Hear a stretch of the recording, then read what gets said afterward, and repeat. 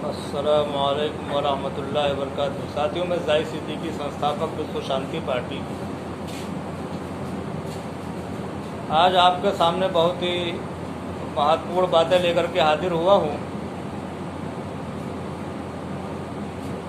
और एक कहावत आपने सुना होगा, भोजपुरी की कहावत है, जो आज के इस टाइम पर बहुत फिट बैठती है, इसलिए चाह रहा हूँ कि आपके सामने हाजिर कर दूँ कि गोसैया का पता ही नहीं और मुसहर बन बेच गया।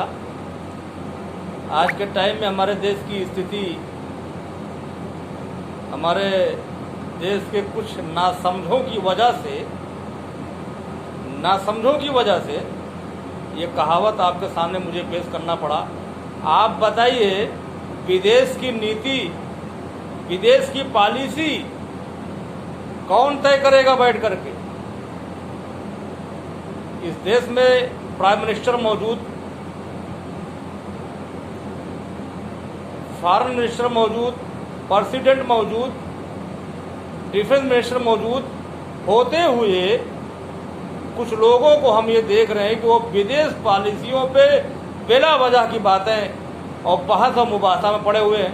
और ख़ास तौर से मुझे अफसोस हो रहा है मीडिया वालों पर कि इतनी महत्वपूर्ण पद पर होते हुए, जनता की आवाज़ होते हुए, इनके भी दिमाग में ये बात नहीं बैठ रही कि ये काम किसका है, और खुद ही जज बन बैठे हुए और खुद ही वकील बन बैठे हुए। और कुछ आम जनता भी इस किस्म की गलतियाँ, भाई विदेश, अपने देश के अंदर बहुत सारी समस्याएं, उस पर बोलिए ना, किसने मना किया है आपको? लेकिन देश के ये इतनी प्रधानमंत्री, राष्ट्रपति और विदेश मंत्री, डिफेंस मंत्री, ये लोग मौजूद है, उनकी ये बेचारे अभी इस वक्त तक अफगानिस्तान के मामले में चुप्पी साधे हुए हैं। कुछ समझ रहे होंगे सही क्या है, गलत क्या है, सोच रहे होंगे, समझ रहे होंगे, महसूस कर रहे होंगे, और हम पिटर उनसे पहले बोले जा रहे हैं।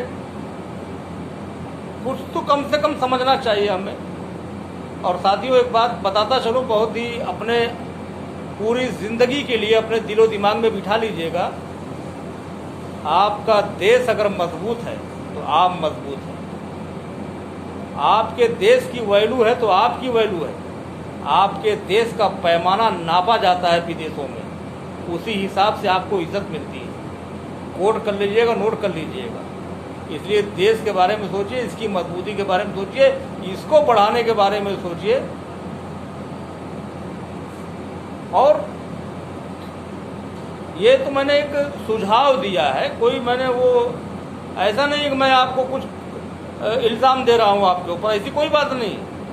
मैं जानता हूँ इस बात को कि देश का एक एक बच्चा, देश की आन और शान पर, अगर कोई आन और शान पर हमला करने की कोशिश करता है तो भारत देश का एक एक बच्चा अपनी गर्दन कटवा देगा, चाहे वो किसी भी बिरादरी का होगा, किसी भी मजहब का मानने वाला हूँ। मैं इसको महसूस कर सकता हूँ, क्योंकि हमारे आबा अजदाद ने ये करके दिखाया है। और यही वजह है कि सारे लोगों ने इस देश, सारे भारतवासियों ने मिल कर के इस देश को सजाया है, संवारा है, और अंग्रेज़ों के खिलाफ जंग में मजबूत तरीके से हिस्सेदारी लिया है और लड़ करके उनको भगाने का काम किया है। आगे भी वही काम करेगी। हमें चाहिए कि हम अपने देश को मजबूत करें, अपने देश के बारे में सोचें। और एक चीज़ बहुत ही महत्वपूर्ण बात है, आपको बता दूं कि मेरे पास प्रमाण है। इस बात का प्रमाण अगर है, कोई माइक डाल इनकार कर दे कि दुनिया के तमाम इंसान एक मर्द एक औरत से पैदा हुए हैं, इसलिए वो हमारा भाई है, बाकी रिश्तेदारियाँ बाद में हुआ करती हैं। तो मैं सिर्फ इतना कहना चाहता था कि हमारे प्रधानमंत्री और इनके होते हुए हमें उनसे पहले अपना कोई स्टेटमेंट नहीं देना चाहिए, उनके स्टेटमेंट का इंतज़ार करना चाहिए। मेरा कहने का मतलब ये, बाकी कोई वो नहीं है।